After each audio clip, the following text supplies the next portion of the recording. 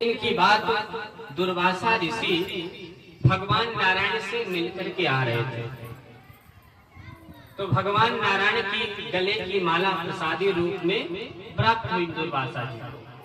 दुर्वासा जी स्वर्ग से नीचे आ रहे थे कि तभी देखते हैं कि देवराज इंद्र अपने ऐरावत में चढ़ करके आ रहे हैं। तो दुर्वासा जी को देखे तो प्रणाम किए। दुर्वासा जी ने उस हार को महाराज इंद्र को सौंप देते हैं और इंद्र उस हार को अपने ऐरावत के ऐरावत पशु हाथी सूंड में फंसाया और अपने पैरों से कुचल दिया। ये बात दुर्वासा को अच्छी नहीं लगी। दुर्वासा ने श्राप दे दिया कि जा इंद्र, तो जिस अभिमान की वजह से भगवान का हार चरणों में डाला है उसी की वजह से तू श्री से हीन हो जाए। और परिणाम स्वरूप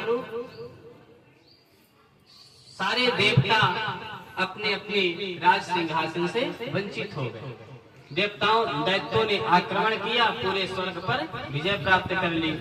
दौड़े दौड़े सारे देवता भगवान नारायण के पास आते हैं। भगवान नारायण कहते हैं कि समुद्र का मंथन करो। समुद्र मंथन से उससे जो अमृत निकलेगा उस अमृत का पान करो और फिर दैत्यों से युद्ध करो, सारे दैत्यों को मार दो। ठीक है, लेकिन इसके लिए बहुत सारे लोग चाहिए। सुकुल नहीं हो तो भगवान नारायण कहते हैं देखो,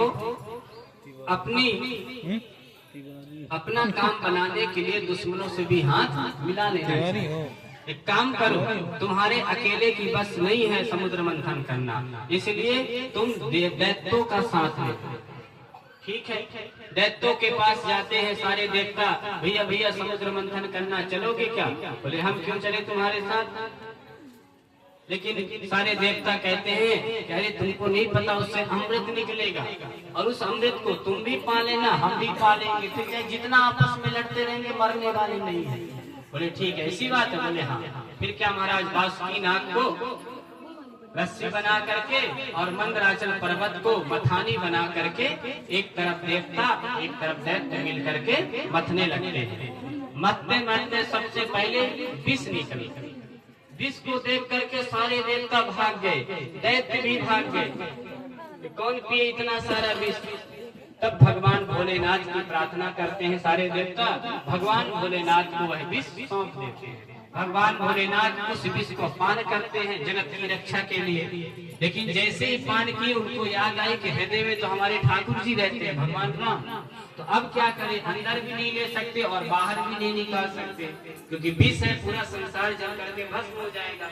तो भगवान भोलेनाथ उस विष को अपने गले में ही धारण कर